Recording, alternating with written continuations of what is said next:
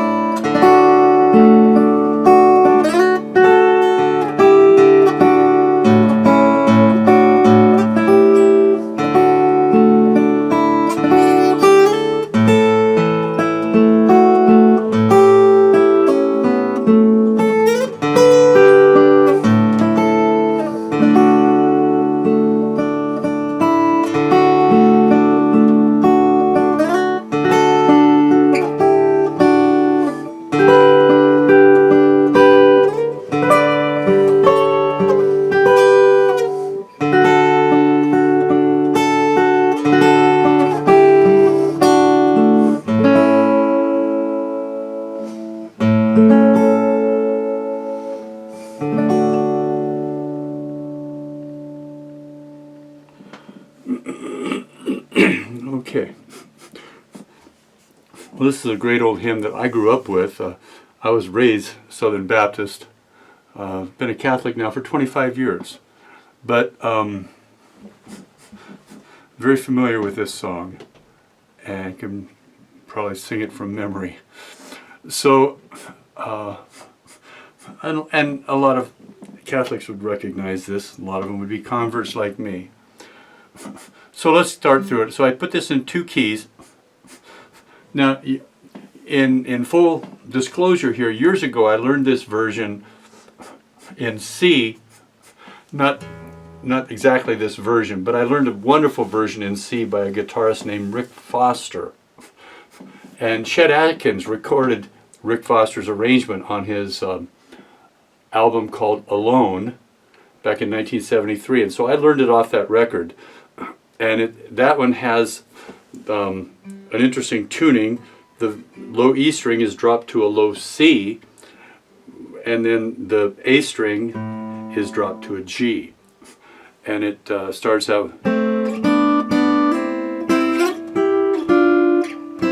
in thirds, just playing like that, and then it adds something. It's got some lovely little runs in there, but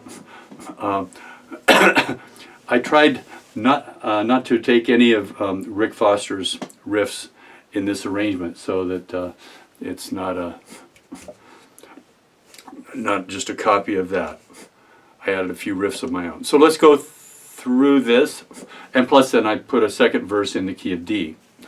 So, but thank you, Rick Foster. I met him once. He was a wonderful man and a great virtuoso guitarist. Okay, so here we start out at the beginning. Just regular C chord. And then runs in tenths here.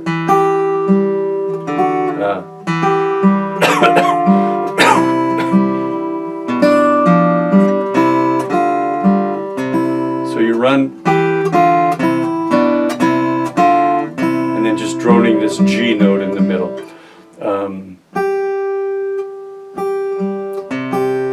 So again, here's that run.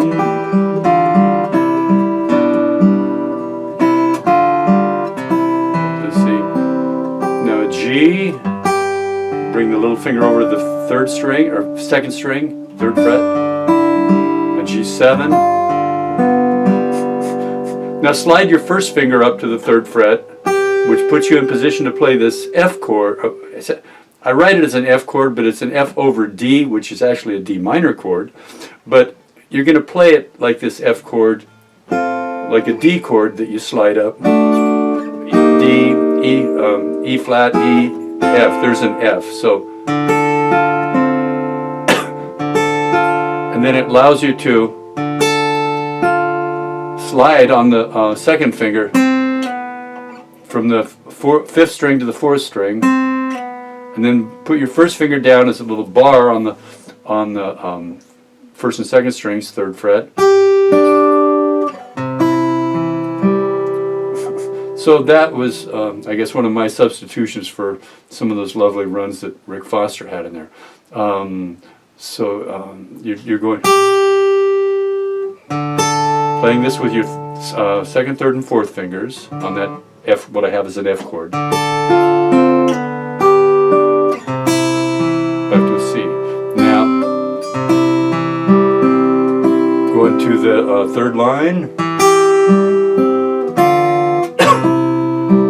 Now you're going up to that same, what I call an F chord, but playing it with your first and second, third fingers, just like a D chord on the fifth fret.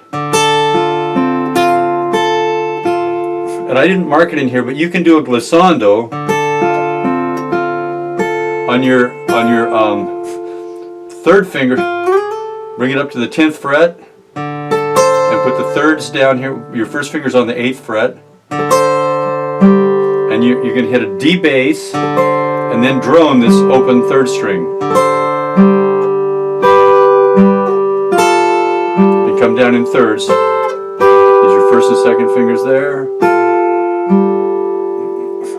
And you can get some vibrato there. Can't get too much. Well, if you're playing a nylon string, your vibrato goes this way.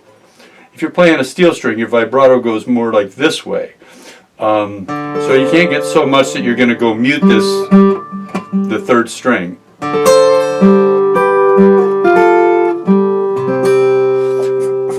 And probably the hardest shift in the whole piece is right there in that between the third and fourth measures of the second line. Because you got to go from here C with the little finger down there. Now that may be an easy shift for you, but I can sometimes miss that little finger and flub that. So I put just almost a retard in there.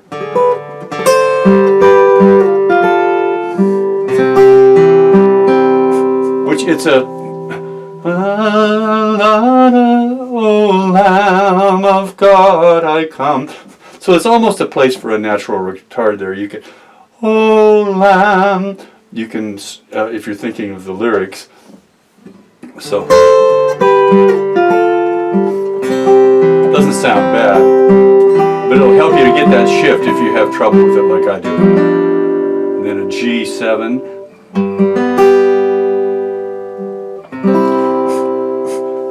Now, I think Rick Foster, on that, where I have a G chord there, the second measure of the fourth line, I think he has like a kind of a diminished something here like this. I just went with the regular G7. And I rolled that a little bit, and then roll even slower on the next chord, which is just an actual G. I didn't mark it as a different chord, but the first one of those G's is a G7, and then the second one that's unmarked is a G.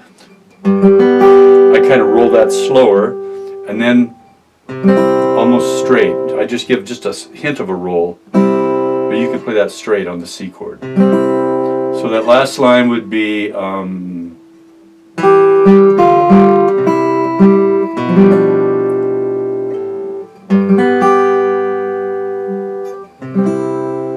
be sure to give them all the time they need. So on that last measure, now we're going to modulate G at the top of the page 2, then A with that hammer on, and now we're in the key of D. That first beat's a quarter note, and then slide up to your first finger on the 5th fret and play thirds.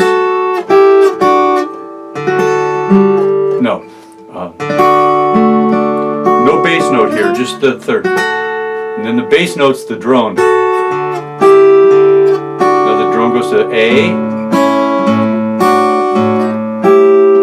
back to the D. So let's look at that. Starting on the D, this measure 2 there.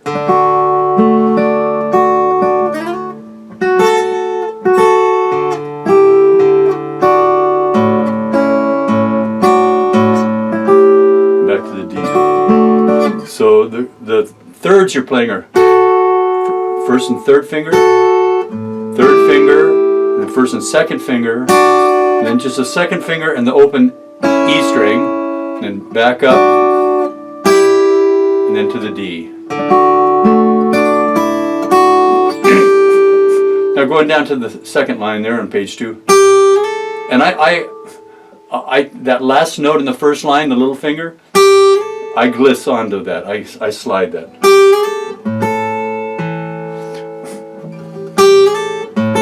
And you're playing. You're borrowing 4 strings here with your first finger on the 2nd fret, and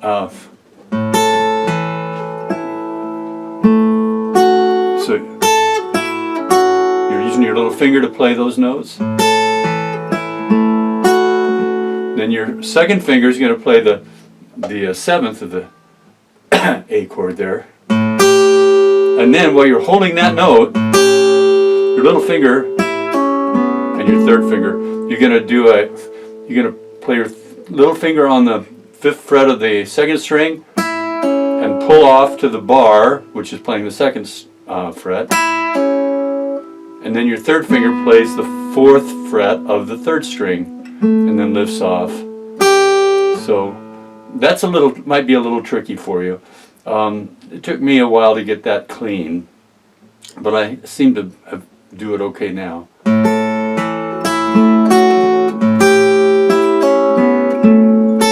Then you're going to slide up to the G, which is like your F chord, and the same thing. It's played just like the position is like a D chord here on the 2nd, but you're up on the 7th fret.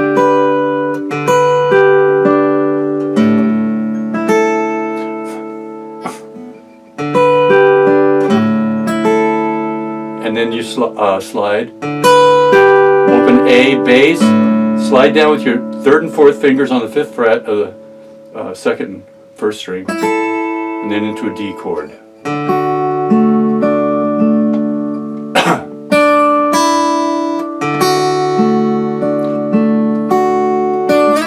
Now there's that last measure in the 2nd line, you're still on a D, and then you're going to do a slide on the 3rd finger from the 3rd fret to the 7th fret, I believe. Yeah, 3rd to 7. Yeah, and then that puts you up to this D chord here,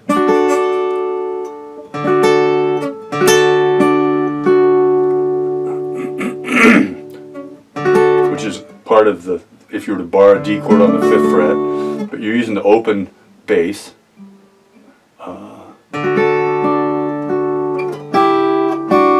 Down in thirds,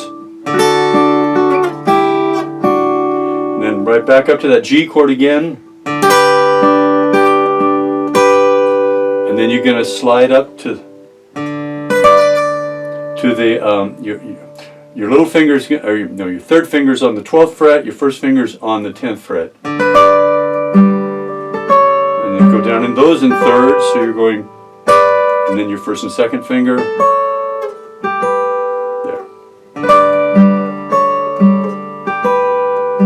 Back into that D chord, and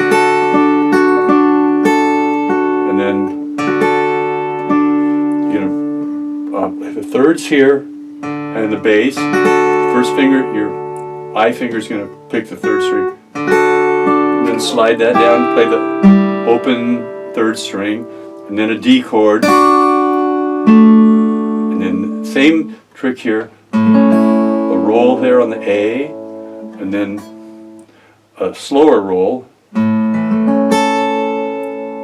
then real gentle on that D to close it out.